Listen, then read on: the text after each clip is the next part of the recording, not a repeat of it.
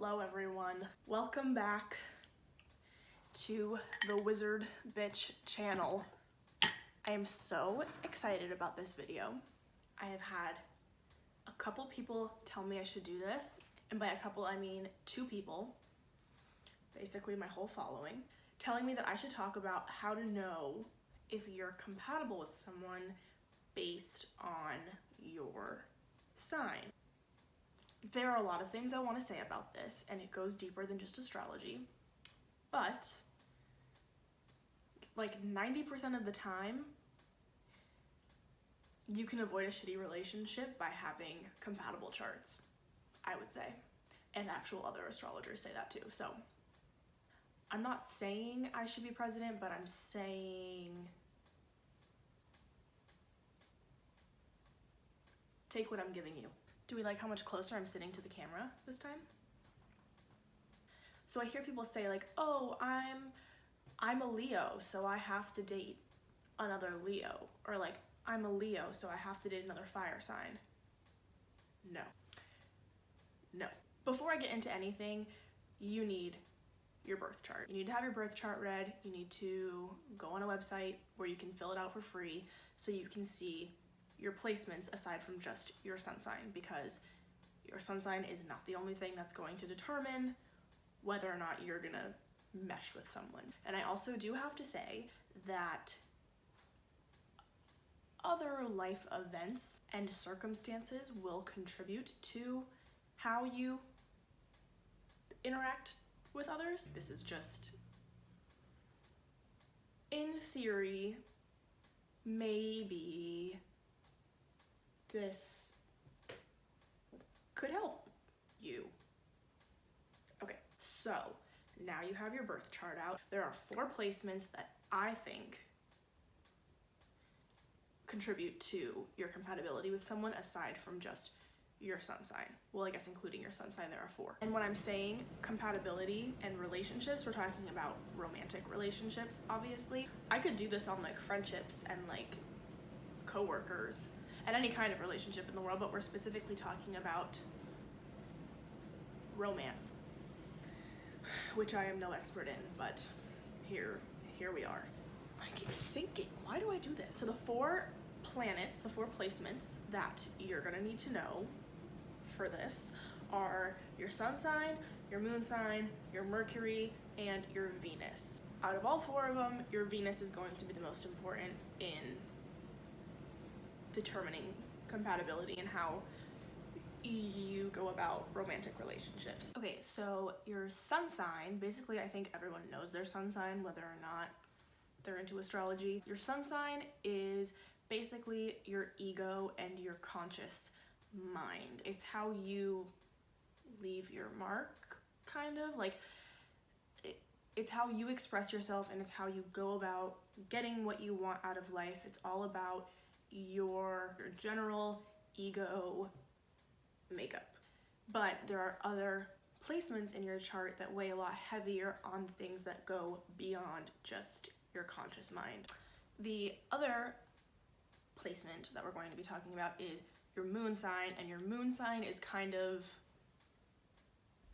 the other side of your sun. It's your unconscious mind. Your moon is basically all of your habits, how you react to things, who you are at like the truest core of yourself. A lot of people, when they hear when they like read up on their sun sign and they feel like, oh, that's not like me at all. Like I was born July 12th, but I'm not a Cancer at all. A lot of the times you'll relate a lot more closely to your moon sign. Your moon placement comes out the most when you're alone or when you're with people that you're extremely comfortable with. It's your true like inner soul is how I would describe your moon. The third planet that we're going to talk about is Mercury. Mercury is your planet of communication. There's no like emotional tie to this planet. It just plays on how you strictly communicate with people. So how you speak, how you express your ideas and your interests, like how you are in relation to other people speaking and like physically interacting. It's how you kind of handle yourself in social situations. Contrary to many people's popular belief, communication is an incredibly important part of a relationship with someone. So this is, I think, the second most important placement. I think everyone knows Venus is the goddess of love. If you don't know that, did you go to high school? I don't know. Venus affects how you give love, how you receive love, how you go about being a part of love with someone else. And it doesn't have to just do with romantic relationships like partners. It's how you give and receive love with family, with friends, with objects, like how you love other things in life. Venus also rules money, I believe. Am I correct? Yeah. Venus also rules money, but we're not talking about money right now. We're just talking about doing the dirty. We are not talking about doing the dirty. We're talking about feelings.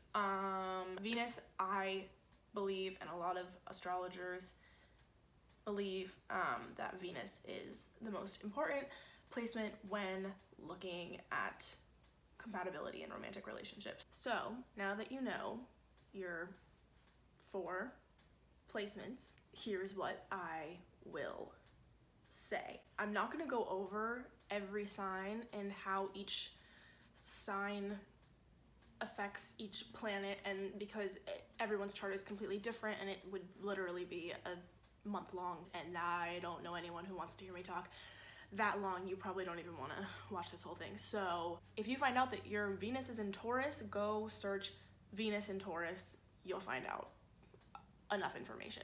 But what I'm going to tell you is how to know which signs pair best with each other and which elements pair best with each other. So the biggest like general rule of thumb, I would say, just in astrology in general, it doesn't matter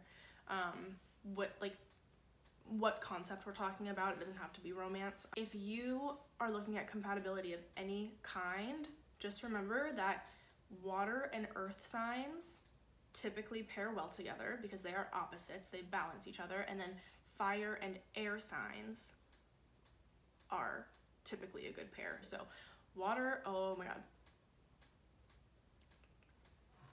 there's a chicken.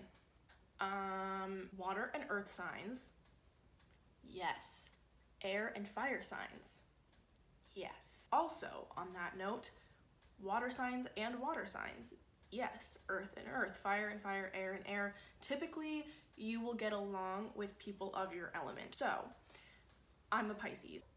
Usually, and I say usually with emphasis, you never know, if my sun is in Pisces, typically I'm gonna get along with other Pisces, Cancers, or Scorpios because we are all the same element, meaning we have a lot of the same values, we have a lot of the same interests, beliefs, we express ourselves similarly, yada yada yada, and that goes for every element. If you are a Pisces and you meet someone that's a Capricorn, which is an earth sign, there's a high chance of you getting along, but again, you need to look at these 4 placements, not just your sun sign. This rule basically carries into all placements, but it's not to say that a water and an air sign aren't gonna get along. There are a lot of Pisces and Gemini couples that work out really, really well, and that's because they're both mutable signs. Cardinal fixed mutable signs, I feel like that's a whole separate video and that would just take way too much time to explain, but basically, if you want to look up cardinal signs, fixed signs, and mutable signs, it's basically a sign from each element. So like, as a Pisces, I am a mutable sign, and the other mutable signs are Gemini, Sagittarius, and Virgo. Although we're all from different elements, we all kind of operate similarly, so I get along really well with Geminis, I get along really well with Sagittariuses and Virgos and whatever. That also will have an effect on how you relate to others. So if you hear that a Pisces is dating a Gemini, it's not that shocking, even though they're not like sister signs, or they're not like balancing elements, or they're not part of the same element. You get it. But again, those are just their sun signs. So if you really, really want to know look at their Venus sign first. Although my sun is in Pisces, my Venus is in Aquarius, which is the most tragic thing about my personality, shockingly. My Venus is in Aquarius, so if I meet someone who is a Sagittarius sun, but his Venus is in Aquarius, or his Venus is in Libra or Gemini, or a fire sign, I have a strong likelihood of getting along with that person in a romantic relationship. Then, if you look into their Mercury, my Mercury is in Pisces, so the way I communicate is strongly influenced by Pisces characteristics. If this dude had a Mercury in Pisces, Scorpio, or Cancer, we would communicate really well together. Or if his Mercury was in an earth sign, because my Mercury is in a water, if his Mercury was in an earth, those would be really good balancing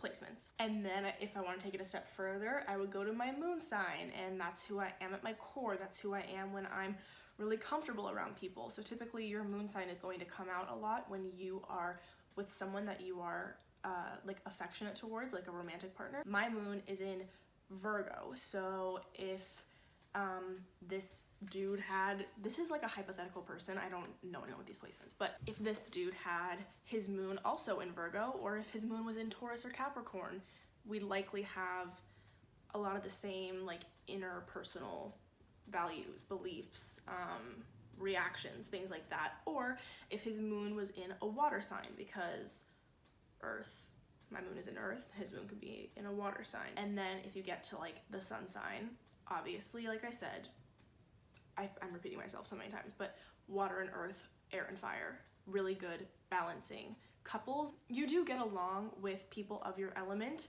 but a lot of the time it's too much for people to handle to be around someone so similar to themselves.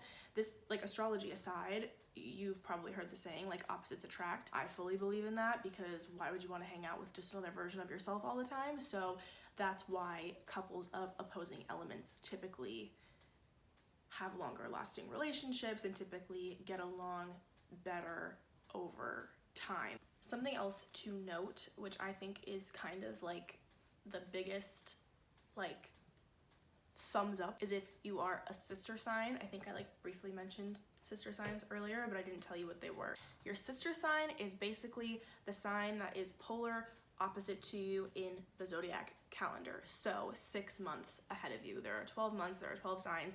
So your sign plus 6 signs, whatever that is your sister sign. You guys provide what the other lacks, and you guys create a really good, wholesome unit. Okay, so your sister signs are going to be opposing elements to you. If you're a water sign, your sister sign is going to be earth. If you're a fire sign, your sister sign is going to be an air sign, and vice versa. Just to list them off quickly, sister signs are Taurus and Scorpio, Gemini and Sagittarius, Cancer and Capricorn, Leo and Aquarius, Pisces and Virgo, Aries and Libra. Did I list all of them? Yeah, it's basically your sign and then go 6 months forward, and that's your sister sign. I hope this makes sense. Oh my god. Basically, if you want to know whether or not you and your lover are gonna last, there are a lot of things to consider, but I would look at those 4 signs and I would see what your placements are, what their placements are, and if those are compatible placements in those planets. If you are a Gemini sun and your boyfriend is an Aquarius sun, great, check off the box. If your moon is in Virgo and his moon is in Taurus, check off the box. If your Venus is in Cancer and his Venus is in Virgo, probably gonna work. If your Mercury is in Sag and his Mercury is in Libra, probably gonna work. And obviously, if you are of the same element, you have a very high likelihood of getting along, but again, it might be like too overwhelming and too much of the same energy, which is never good for anyone. So I hope this helped. Just general rule of thumb, don't date assholes. I think that's it. Oh, now it's sunny out. Now I have nice lighting. The life of a YouTuber. People don't get how hard this is. Anyway, bye.